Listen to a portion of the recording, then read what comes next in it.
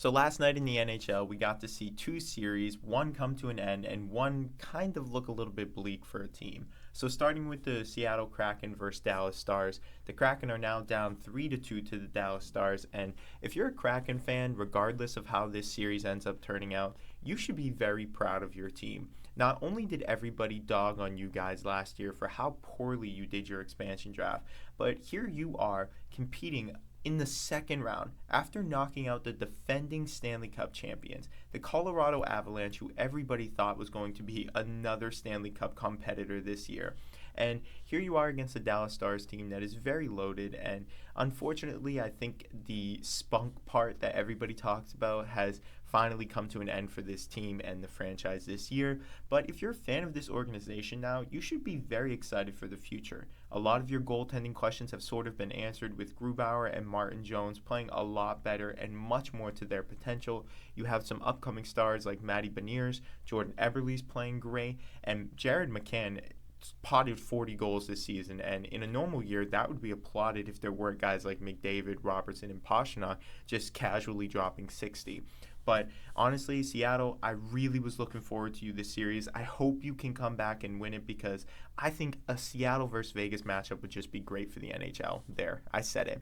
So kind of moving to the other side in the Eastern Conference, the Devils actually lost their series to the Hurricanes 4-1, and if you're a Devils fan, just like Kraken fans, you should be very happy with how your season went.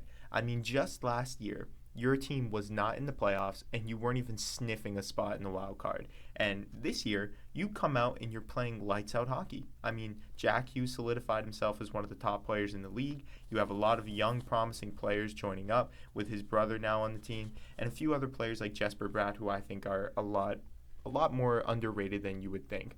Your defense looks great, and the only question mark you should really think about going into next season is, can you find a solid goaltender? Because while Vitek was great in the regular season, his playoff performance didn't really show that, which you need guys in the playoffs, so maybe finding a tandem to go along with Vitek would be great. But if you're a Devils fan, this was a promising season. I actually went to the Prudential Center this year. The fans are amazing, the team is amazing, and I honestly am looking forward to Devils hockey next year as well. Tough end to a season, though. You just met a team that was really hot. Carolina looks great, and they deserve all their flowers. And if you're a Carolina fan, just as a side note, this is going to be a great year for you to have a chance at the Cup, even with all of your injuries. Say Florida beats out Toronto, you might have one of the easiest Cup runs in NHL history, depending on who goes to the Western Conference Finals as well. But let me know what you guys think about these two series so far. Do you think Seattle is going to be able to come back and pull through against the Dallas Stars? And how do we feel about Carolina again? They're going to the Eastern Conference Finals, and